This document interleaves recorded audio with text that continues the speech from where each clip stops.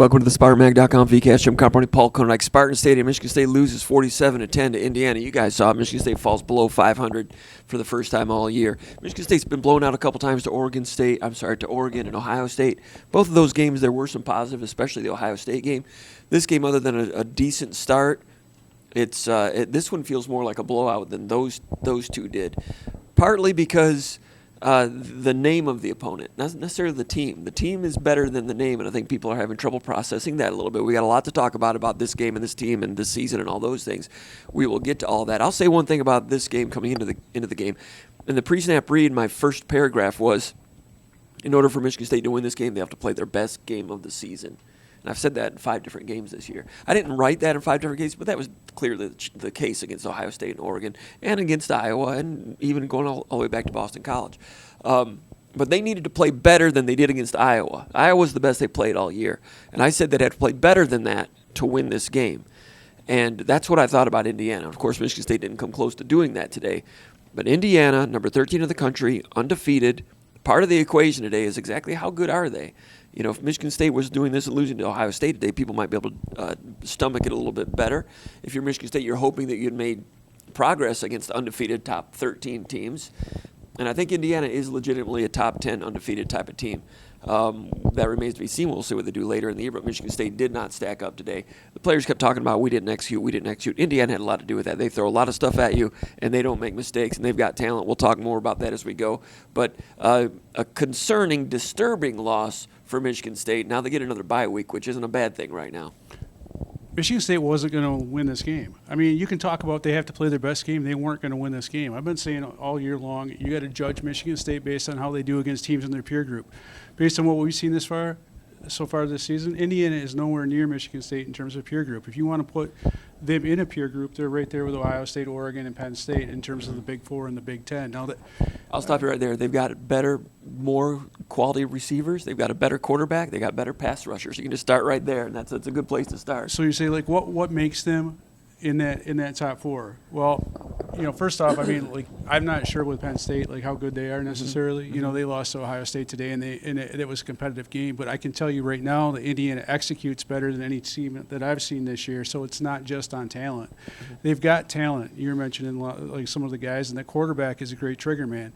If you're looking at Indiana coming in here and Michigan State having a chance to beat them, you're looking at what happened last week against Washington when they were playing with their backup quarterback, who, by the way, only threw for 80 yards, and they still managed to beat a Washington team pretty handily. And it's a totally different thing when Rourke is playing.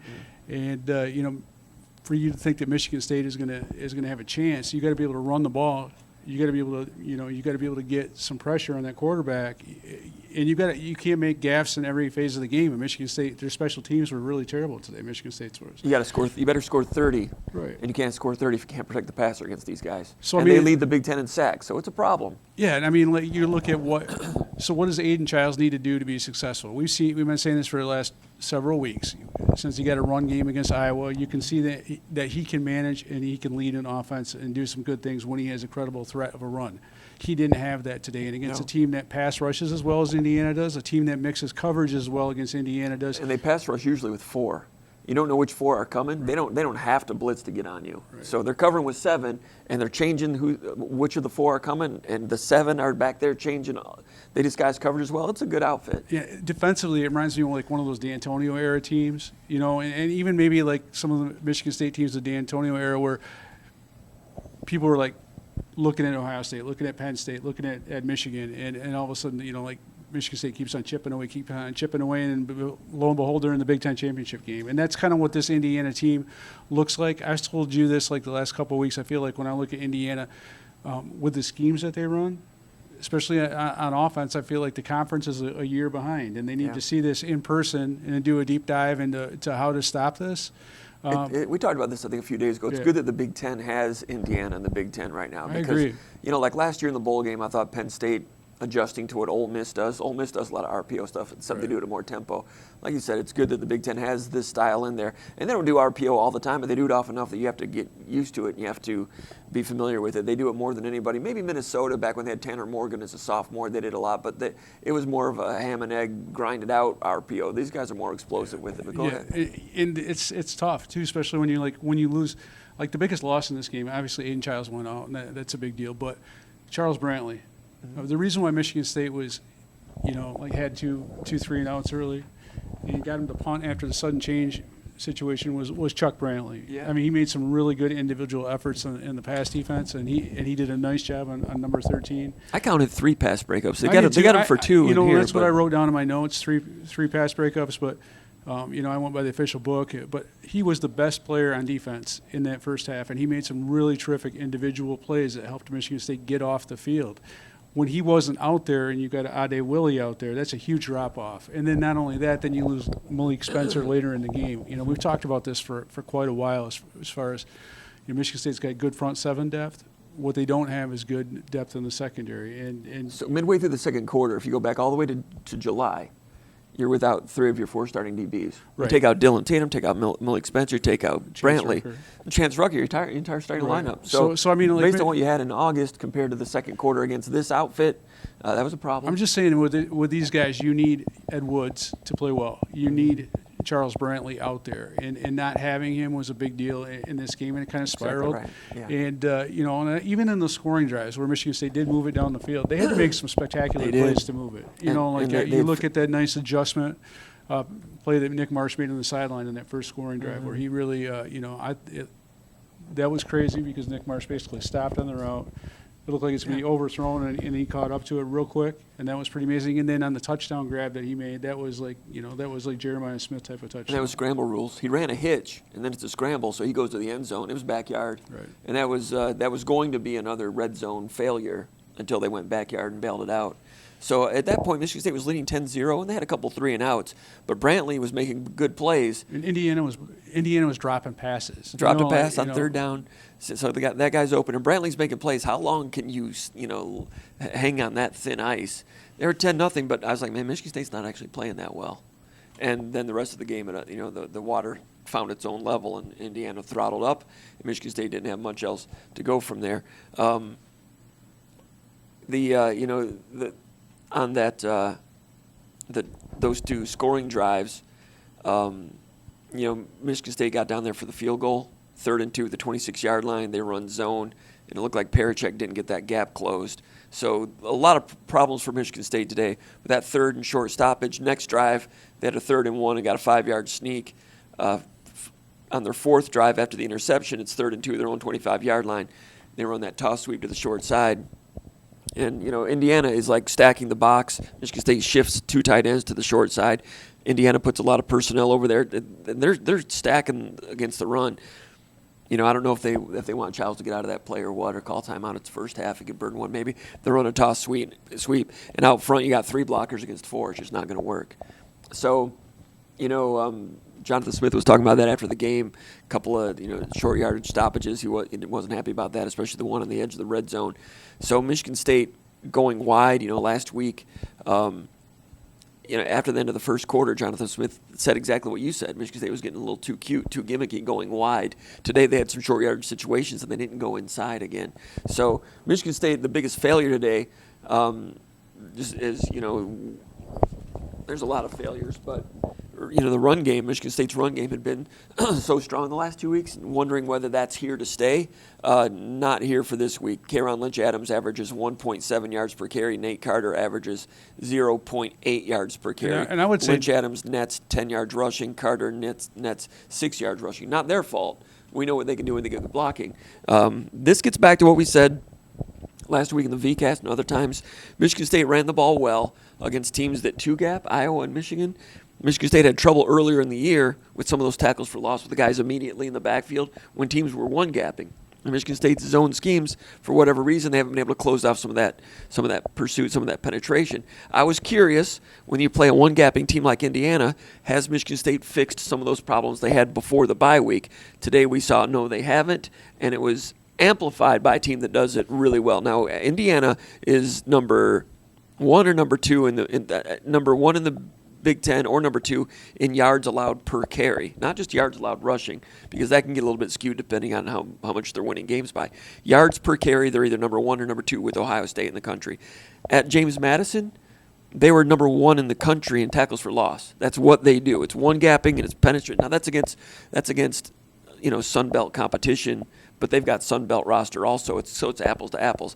But what they do has translated to the Big Ten level, and it matched up directly with what was a weakness for Michigan State, and it exploded on them today. Yeah. So the thing for me, because I think that the gains that Michigan State did make, they did do a good job and they did run the ball effectively, and I think they can do it again. But I think coming out of the bye week, they have to do it. They have to do it at a high level. But you're looking at playing an Illinois team at Illinois, and that's an Illinois team that, because of what I've seen from Brett Bielema's teams in the past, I thought they'd be pretty good against the run. They haven't been. So if Michigan State cannot, cycle up and run the ball effectively like they did against Iowa, if they can't go down to Illinois and do that, then they're in trouble.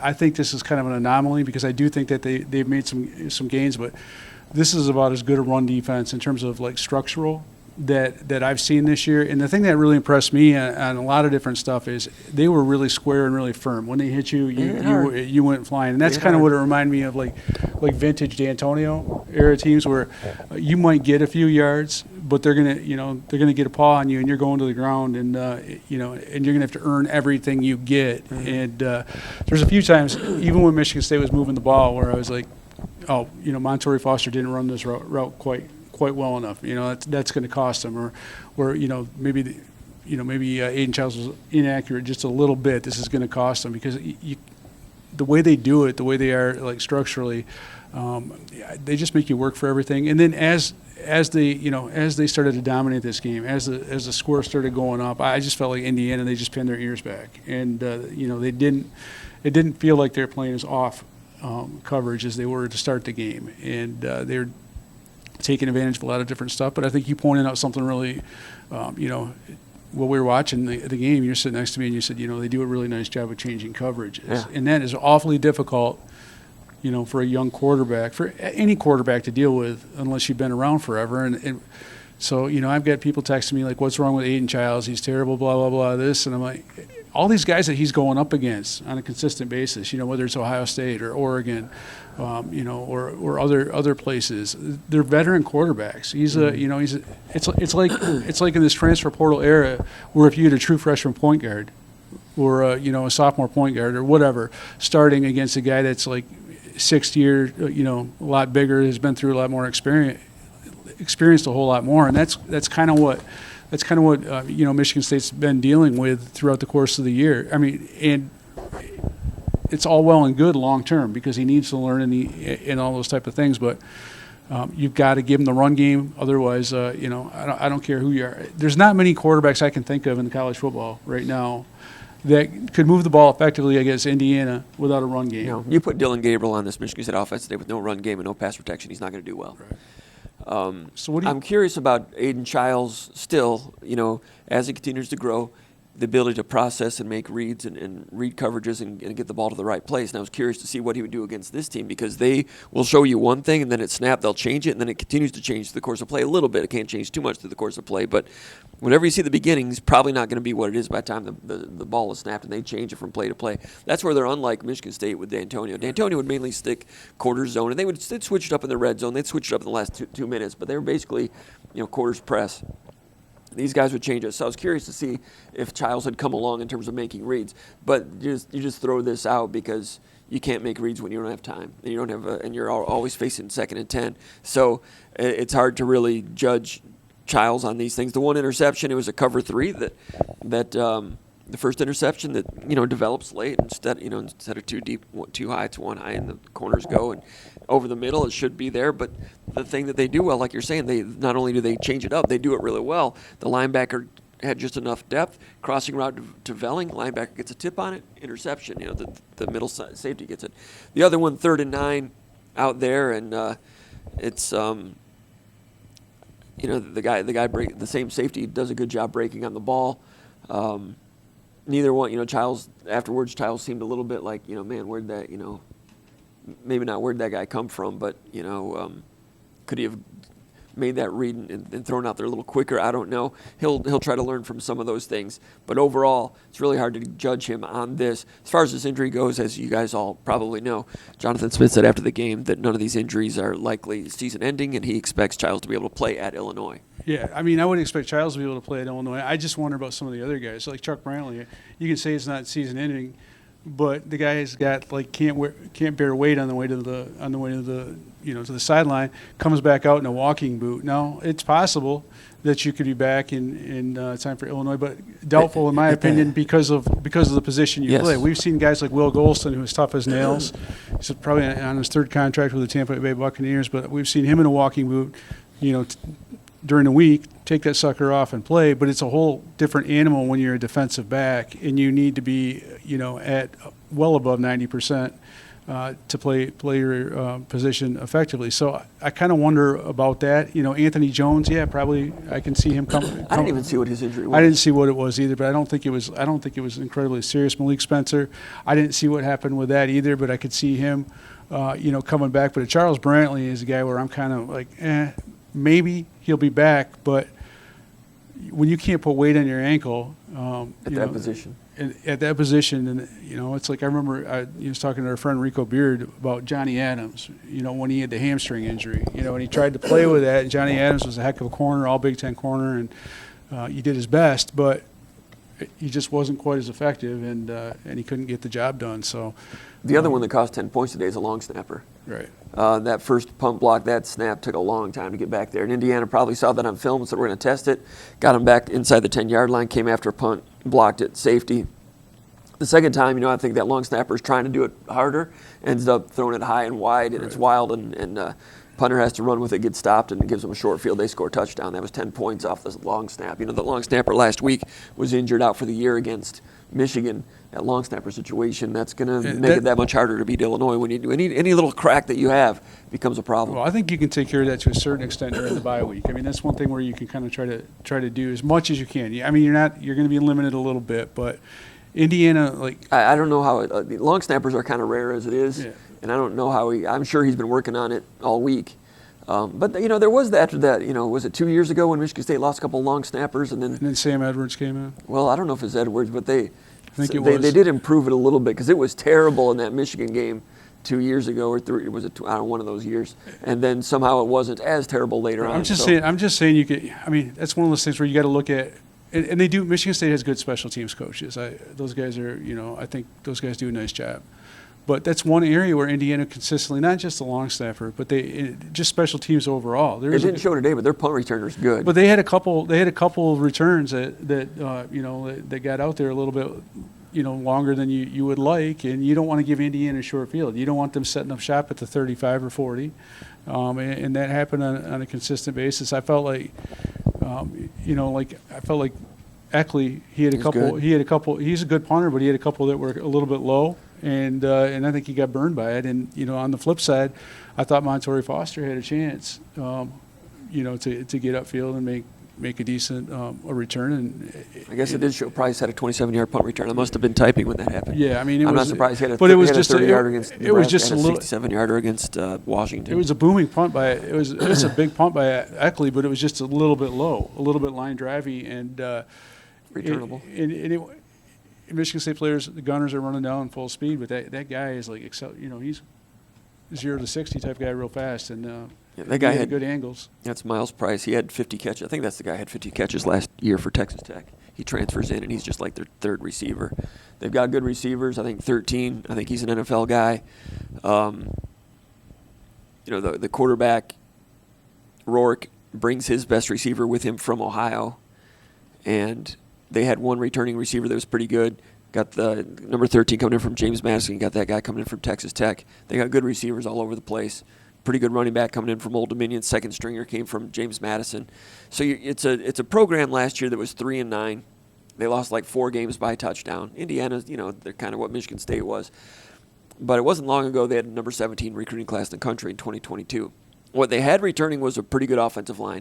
That offensive line is all Indiana guys. The right tackle transferred from Wisconsin. Other than that, it's veterans that have been in the program. So Signetti comes in, and that's the hardest thing to replant. Comes in, he's got like a salvageable offensive line.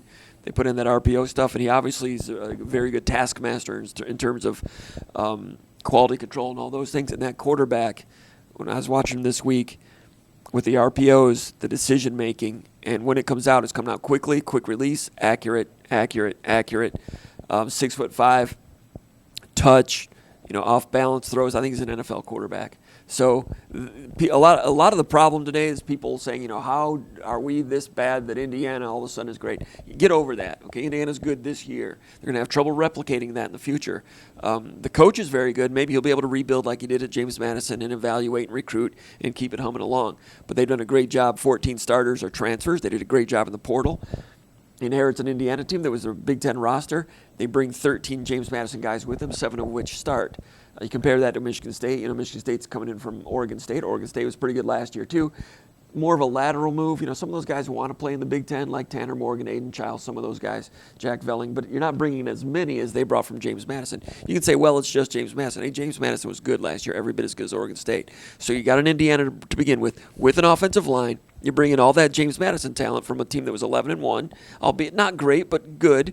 You give me the 13 best players from the best group of 5 team in the country, you're going to have some players.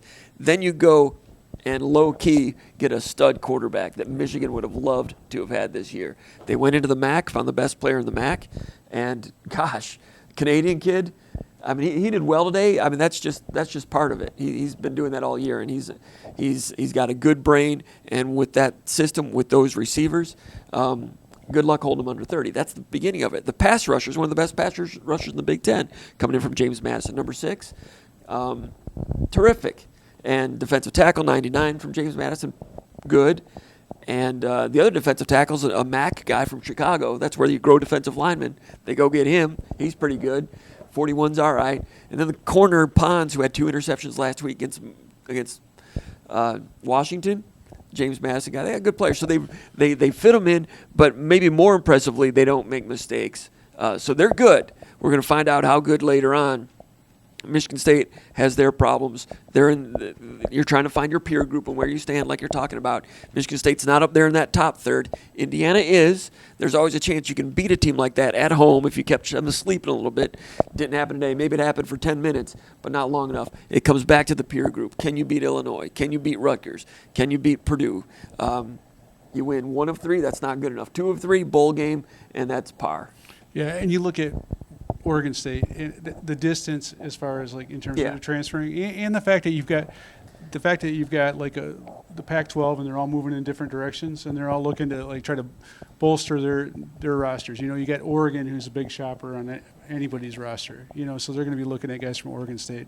And State did well in the roster in the transfer portal. Yeah, I think they did well. They've done a real it's just good Indiana job. Did great, and no one realized it. The thing is I think for a team like James Madison, they can bring in really, really good players, and they've seen a lot of really good players, and they can do it in a low-key manner. Whereas, with a Michigan State, everyone's trying to drive up the market, trying to drive up the cost. It's it's harder to do when you're when everyone's shopping for the same thing.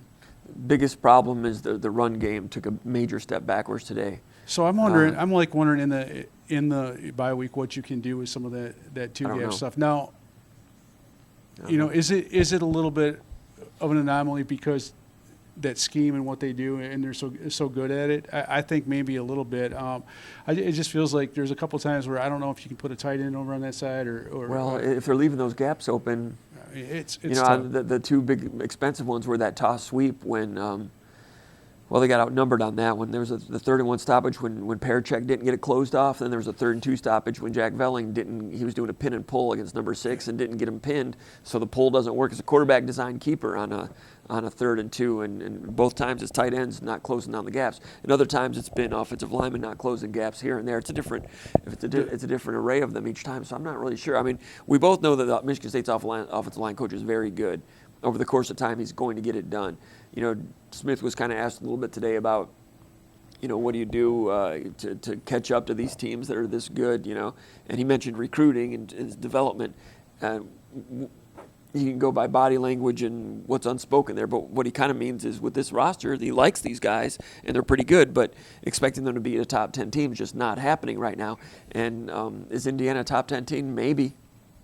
maybe. I mean, they are. They are. I'm sorry. You know, you look at what they did in Nebraska, and that Nebraska, you know, like out there, and that was like a big deal. I'm on the radio in Nebraska for whatever reason quite a bit, and I just remember when those two. And They like your shirts, man. They like that. No, you know, at least somebody does, and.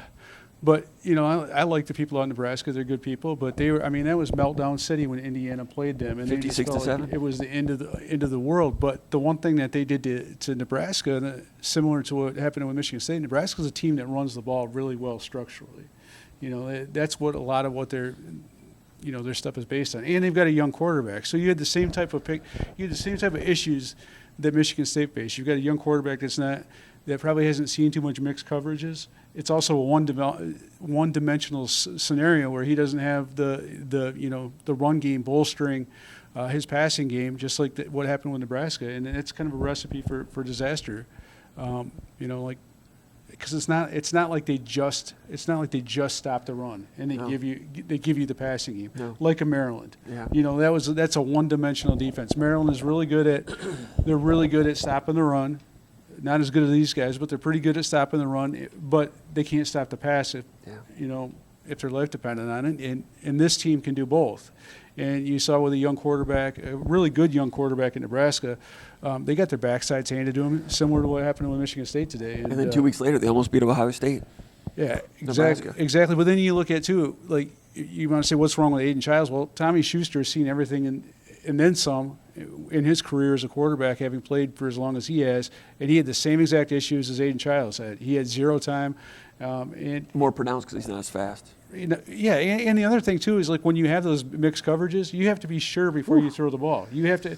They give you pause, and that's why people mix coverages. I tell you what, the first couple drives Michigan State's driving it, and what I was saying during the game, I tweeted it once. I'm like, man, why is Indiana playing like off like a soft zone, a lot of two deep zone, and staying in it? Michigan State was picking it apart, maybe not like picking it apart, but having success with screens and other things. And I'm like, why? And then third possession, single safety deep, they started mixing up. They didn't really start playing their cards in terms of defensive coverages till the third possession. Yeah. So those first two, they messed around and gave Michigan State 10 points. And I'm like, man, what are they doing? But maybe they thought they could stop the run with a small number and just hang back and over the course of time get it going and not allow any big plays. But Marsh went backyard a couple times, gave up 10 points. But then they started changing it up, and that Michigan State had trouble with it. Yeah, and you saw like 10-yard passes to Isaiah Johnson. You saw you saw the stuff to the screen passes to Nate Carter to K'Ron Lynch-Adams, and then all of a sudden it wasn't there. It felt like as they started taking over that line of scrimmage, even some of the screen passes that worked early, we saw it one in I think it was the third quarter where it's like, hey, this might work for K'Ron Lynch-Adams. He gets the ball, gain of 0 because they're pushing further back and starting to dominate that up front. It was kind of that defensive line that front seven, the entire defense really did a nice job of adapting to what Michigan State was doing. And the one thing with Michigan State with a young quarterback, it's really hard to make adjustments. Because the stuff that works, the stuff that has worked for Michigan State is the stuff where they come out of the locker room. We've seen that consistently. They're able to move the ball on the first 2 or 3 drives, and in the third quarter, not as much. 7 sacks. Some of them were coverage sacks. Right. Some of them were coverage sacks. So you don't really know where to go. 'Cause it's hard to tell what it's morphing into by that time somebody's in your lap. And you can say, well, why doesn't Michigan State run a lot of coverages like that? Why don't a lot of teams do that? And you can try to do it, but a lot of times you'll end up fooling yourself. That's what's impressive about them. They've got a lot of stuff in, and they don't seem to fool themselves. So it's a good defensive coordinator there, young guy from Piqua, Ohio, went to Ball State, was a GA at Indiana, wound up with Signetti at James Madison, was there for 5 years. He was a coordinator there for a long time. An up-and-coming coach. That's a real big-time defensive coordinator there for Indiana. They got a good situation going on right now. And we'll see. They got Michigan in a couple of weeks. One thing that Michigan has, maybe even next week, I can't remember. One thing, in order to beat an offense like this, to beat any offense in the history of mankind, if you have a great defensive line that can just can stop an offense before it gets started, that whether it be the old Chip Kelly Oregon offense when Stanford would beat them, or Ohio State when they beat Oregon, or any team that's the teams that would finally beat Drew Brees at Purdue going back years and years. It's the teams that win in the line of scrimmage, no secret there. Michigan's pretty good on the defensive line. They got Stewart as a pass rusher. They got good defensive tackles. They might be able to stop the run and get after the quarterback. That part right there can give them a chance on that side of the ball to hang in a little bit against that offense. Michigan State doesn't really have those pieces right now. So Indiana's good. The other thing it reminds me of, their offense isn't like brand new, like something no one has seen before, but it is different with how well they do RPOs, and then they do some misdirection. They do a lot of different things. But in terms of they're number one in the nation in scoring offense. At least they were number 2 coming into today. They might move into number 1. I don't know what Miami did. Number 2 scoring offense in the country. These huge scores, and they're 8-0, and you're like, they haven't played anybody. They're not actually that good. The last time I said that about somebody was a long time ago. It was a team that had a new type of offense, a lot of hurry-up stuff, and they had a defense with some press coverage, with some things that were kind of new by the name of Stoops, and offense with a quarterback named Josh Heupel. And it was Oklahoma, who had been down for like 15 years. And all of a sudden, they're just like, they weren't supposed to be that good. They came out of nowhere. They're like blowing everybody out. Well, someone will beat them. Someone will beat them. And they won a national title. I'm not saying they're that good, because Oklahoma always had a lot of turnkey talent, no matter how bad they were through their Schnellenberger years and all the way those other guys. But it reminds me of the Heupel in Oklahoma a little bit. They just keep blowing people out. Well, we'll see with Michigan. Michigan might match up a little bit better, and then later on they've got they got some higher echelon teams to measure themselves against. But for right now, they're just taking care of business, playing who they were scheduled to play. They didn't play anybody in the non-conference, and they just keep marching on, blowing people out. Yeah, and the thing about them though, versus a lot of the teams that score a lot of points, whether you're Ole Miss or whatever, is the fact that they stop the run, that they play quality defense. I mean, that combination of being able to move the ball and score the way they do with the RPOs, but then also stopping the run, and so they're getting the ball back in a lot of situations. Now, can you do that on a year-to-year basis? Are you getting NFL talent? Are you getting the quarterbacks? Teams are going to catch up to you. We've seen that over the years. Like, there's always like somebody that's kind of cutting edge, and then people steal from them or borrow them, or they go out and talk to people from Old Dominion who have played them consistently. You figure things out, and you got to adapt. But for this year, this is a perfect situation for Indiana, and I've said this for years, and I felt like this, that it really takes someone special to win down there. And the last time they've had maybe someone special in terms of like what they do is like a Terry Hepner, and he passed away and everything. Now, I don't know if Kurt Signetti is going to last there a long time or how it's going to work, because he's a different type of guy. I can, there's some rough edges there that you're always wondering, like, if he's a ticking time bomb. At least that's kind of my thought. He's one of those kind of coaches. Like, Art Briles was. You know what I'm saying? There's like, I'm not saying character flaws, but I'm thinking it. And I call him the Morton Downey Jr. of college football. Yeah, but people don't know who Morton Downey Jr. is. If you're over 40, if you're over 45. Yeah. So I remember who Morton Downey Jr. is, and it's kind of funny. But anyways, and a lot of people are like, well, some team from the SEC will scoop him up. Now he's going to be 64 next year. Right. And so Indiana might be in a sweet spot there, kind of a Bill Snyder, Frank Beamer sweet spot where you got a really good coach, but other teams might not be willing to come poach him. But he might have been willing to sell his soul to the devil for eternal youth, though. Yeah, he might have. And Indiana, that's where they were strong, because they're like, hey, we're Indiana. They had no choice, Joe. Yeah, they're like, let's face it. Let's take the guy from James Madison, a good record. He interviewed pretty good. He's different. We're a basketball school. We haven't been good in centuries. So, what are we going to lose? So they gave it a shot and got the really good older guy. Right. And they're in a good situation right now. And he's a young 63, though, Paul. Is there such a thing? Yeah, because he sold his soul to the devil. He must have. He's like Dorian Gray, man. He's a good football coach, got a good football team. And so Michigan State now got to get the run game going again, bye week coming up. Michigan State was confident coming out of the bye week after getting blown out by Oregon, feeling they were close. The coaches were telling the players, hey, you guys are so close, just got to get this side together, this tied together, this sewn together, or you guys are close, and the breakthrough's coming against Iowa. And they thought that was the breakthrough. Now after this one, they're going to say the right things. They're going to want to win the bye week. I think there's good character on the team. I think there's pretty good leadership. But does that shake the confidence just a little bit now that it's happened 3 times? And rather than losing to Ohio State or Oregon on the road, you're losing to Indiana. I know they're number 13 and undefeated. But I just wonder, the confidence level, does that affect the play? Or are they just athletic, young athletes, brush themselves off, and they'll be ready to come back and hit again against Illinois? I wonder where their psyche is. They know who they are. I mean, they're the ones who are saying, like, going into the Iowa week, we're finally playing a team that we can do some things against. You know, if you listen between the lines, and they knew that they were going to have trouble with guys that had elite skill players that could do multiple things. Balanced teams. You know, those are the things. Like you look at Ohio State, you know, you look at Oregon. Those are really balanced, explosive offenses. They can beat you in a lot of different ways. They looked at Iowa. They looked at Michigan. Those are two teams in their peer group that they felt were limited, that they should be able to beat, that they could beat. Mm-hmm. So this is a team that's not blowing smoke. They're not thinking there's something they're not. Right. But Illinois is not a team. Illinois is in their peer group type of team. So it's not like they're not going to try to beat these teams. Sure. But they understand what they can do and what they can't do. But the belief they had prior to that Iowa game. But I still think think the belief is there. I think the one thing that you have to guard against, now that you're getting towards the end of the year, is the people outside the program. The people that are like family members, parents that are like, hey, why aren't you playing more? If you had been playing more, this wouldn't have happened. And that's the finger pointing type of thing. I don't think the belief is the issue. I think the outside noise thing is the issue with 3 games left in the season.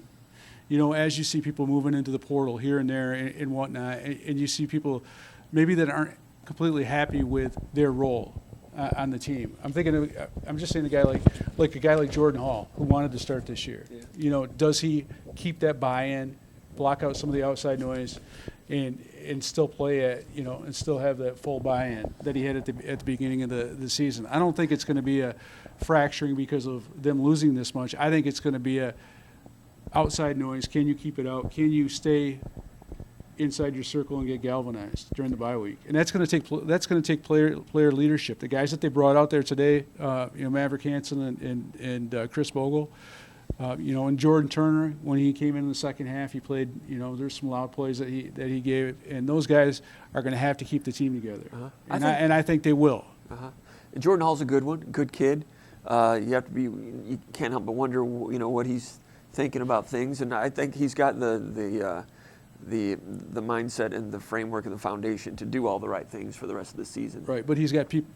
I'm just saying, his mom tweeted something today during the game, complaining about him not being in there for a play or coming out. So I'm just saying, that's a very specific reference I'm making because, and I'm not saying that she did anything wrong. I'm just saying that's human nature. You see your son make a play and you're wondering, why he can't make more plays. But that's the kind of thing. I didn't know that. But that's the kind of thing that you have to block out, and stop worrying about those type of things if you're gonna play at a high level. Yeah, could Jordan Hall play more snaps than he has? He's only played I think he's played a little bit over 200 probably after today, maybe a little bit less. Yeah, he could have. There are older guys on this team that are getting a lot of snaps, but he's still got a key role to play, and they've got to do that. Right. One other thing about this is also indicative of just the whole changing landscape of college football and the transfer portal and all those things. I don't know if I mentioned this already. We talked about it beforehand, but I talked to venerable Jack Ebling, an award-winning member of the media, and I gave him a Jack Ebling question. You know how he always has questions? Let me ask you this. I said, Jack, who would win between Indiana and Alabama? And before you answer that question, think about how silly that question would have seemed last December. Right. Say, okay, I'll give you next November, Indiana against Alabama, straight up, who you got? Well, Alabama, of course. And Jack's like, I'll take Indiana. And Indiana might not beat them, but the fact that it's a serious conversation, that just tells you how things can just shift in today's college football so wildly. Think about where Florida State was last year and where they are and where Indiana is. And Michigan State was better and looking better, and they had a chance to get better. And they were in it. And, you lose to Ohio State, Oregon, and this team. That's okay. Where it hurts is when you didn't get that win at Boston College. You didn't get that win at Michigan. You get those 2 wins, then you accept this. You're like, okay, we can't play with top 15 teams. Move on, whatever. But when you let those 2 get away, now that puts more chips into the Illinois game, and you end up getting backed against the ropes. That's the nature of college football these days. Michigan State fans would love to see Michigan State make that kind of shift in one season. And if the offensive line had been Indiana's offensive line and had Indiana's schedule, they could have went 9-3. So there's they didn't inherit a great offensive line here. So those are part of the problems also. Yeah, and some of the guys they did inherit transferred elsewhere. So that was a problem. Here's my thing, and I think this is one of the reasons when I go back to why people in Nebraska were so honked off about this game. Honked off because it was the second year under their coach. They went through the close losses last year, they felt like they made significant progress, and I think they have. I really do. I think they made some. I think they lost again today. I know they UCLA. lost again today. They but lose to UCLA. Is that who it was? They did, but they're still like a team that they're still a team that's likely going to go to a bowl game. You know, like I'm just saying they've made some progress from where they were last year. And you look at Michigan State. Why Michigan State fans are overreacting right now? It's because they also have a first-year coach, and they don't like the fact that Indiana's first-year coach is ahead of theirs. 100%. And so there's that human nature that don't cover your neighbor's wife, to use a biblical phrase, aspect of college sports. And I think the psychology of it is for like Nebraska, why that was such a like gut-wrenching loss is because you got a first-year coach against their second-year coach. And 100%.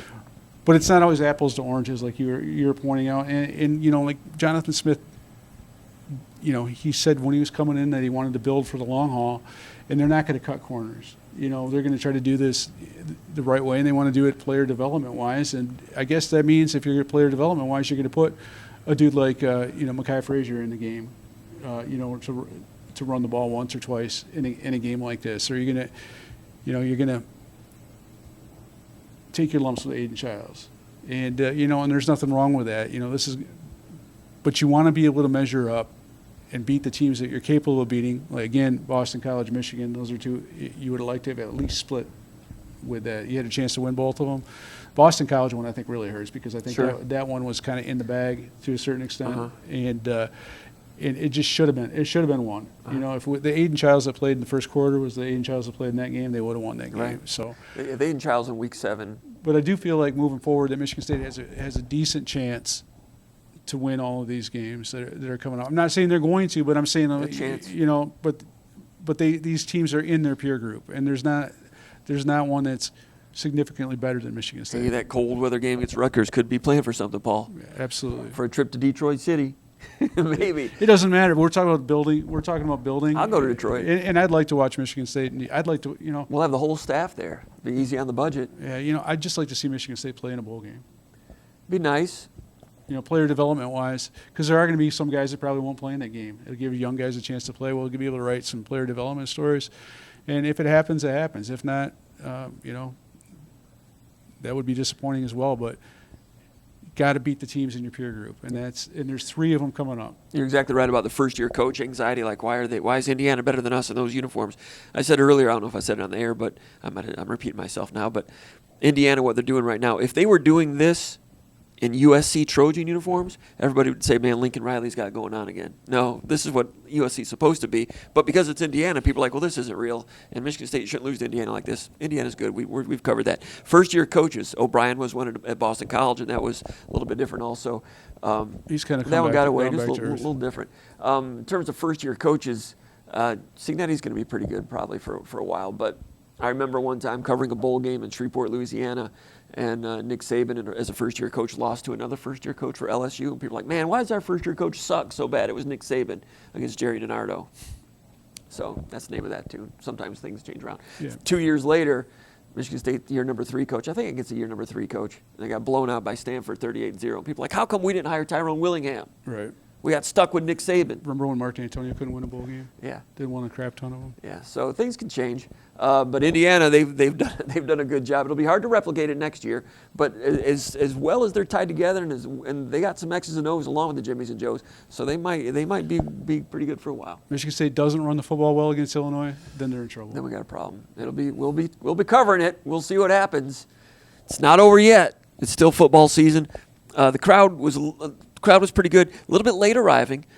Midway through the second quarter, it filled in pretty good. I'd say it's about over 90% capacity. It wasn't like rocking for the beginning like I kind of thought it might. 3:30 starts, ideal. Weather was ideal. I thought people were hungry for like a true autumn traditional game against a Big Ten opponent, and some of them showed up. And the ones that did show up were great. I think there's fans on the periphery. I think last year hurt a lot. I think the portal NIL thing has caused some people to just kind of like step away from it. I think the Detroit Lions being great has caused some people to step away from it a little bit.